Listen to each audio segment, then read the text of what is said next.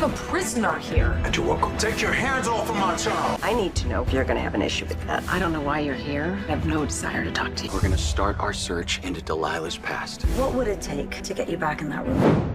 Hope you're ready, Port Charles fans, because Friday, May 15th is not a calm soap day. It feels like the kind of episode where every secret is trying to crawl into the light. Everybody is scared, guarded, and one bad move away from making things much worse. The best soap drama is never just about what happens. It is about the pressure underneath it, the fear, the lies, and the way people reveal themselves when they feel cornered. And right now, everybody looks cornered. Let's start at Carly Spencer's house, because Valentin Cassadine hiding in the attic already tells you how unstable things are. Valentin usually likes to stay ahead of the room. He likes control. So when he has to hide like that, I read it as survival. Maybe even panic. Then Ross Cullum arrives and Carly has to think fast. She does not freeze under pressure. She adapts. Ross is searching for Jack Brennan, and Carly refusing to cooperate tells me she knows exactly how dangerous this can get. And once people start protecting secrets in Port Charles, oh, the mess multiplies. Once Ross is gone, Valentin comes down from the attic for a strategy session. But here is the problem. They are doing all of this without realizing Josslyn Jacks is already trapped at Wyndemere. That gap in knowledge is everything. They think they are chasing the crisis, but the crisis is already ahead of them. And honestly, that is what makes this so tense. Joselyn, meanwhile, is proving why she is not the kind of character you can lock away and expect to break. Cassius Faison, the man who once lived as Nathan West, is treating captivity like kindness, which is the kind of twisted logic that makes a villain even more frightening. When someone believes they are protecting you while controlling you, the danger gets deeper. They never think they are the bad guy. And that is the scary part.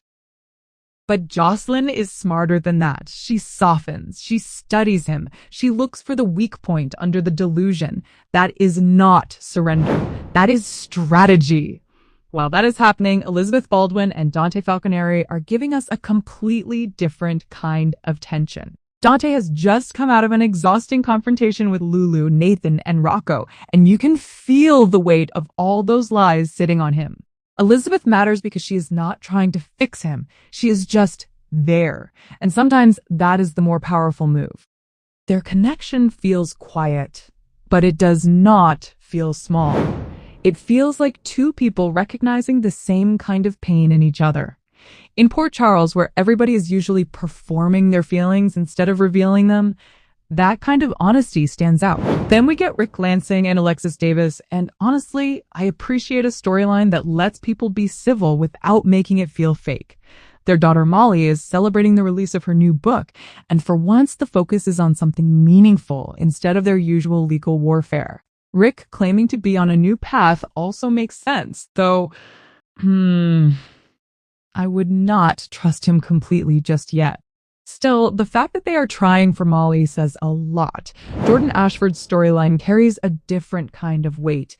ADA Justine Turner checking in on her feels less like casual advice and more like a push towards self-respect. Jordan has been through enough to understand how easy it is to disappear inside your own setbacks. So when Justine presses her to move forward, I hear a bigger message. Healing is not the same as hiding. Whether Jordan returns to the district attorney's office or starts rebuilding her confidence, she cannot keep living as if her future already ended. And then there is Harrison Chase and Brooklyn Quartermain, who are digging into Delilah Wilson's past in the name of protecting baby Phoebe. That sounds noble, but in Port Charles, noble plans usually stir up trouble before they bring comfort. The closer they get to Delilah, the closer they get to the old hit-and-run truth. And once a buried event starts getting daylight, somebody is usually left exposed. Which brings us to the bistro, and this is where the emotional temperature spikes. Curtis Ashford sees Isaiah Gannon with his hand on Portia Robinson's baby bump, and everything in him snaps. I do not think he is reacting to the gesture alone. I think he is reacting to fear, guilt, suspicion, and every unresolved question from that crash. So yes, his anger is huge, but it is also painfully misplaced. He is staring at the wrong person while the real damage is sitting closer than he realizes. Curtis is not just blowing up a dinner table. He may be blowing up his own marriage, his own credibility, maybe even his entire future with Portia.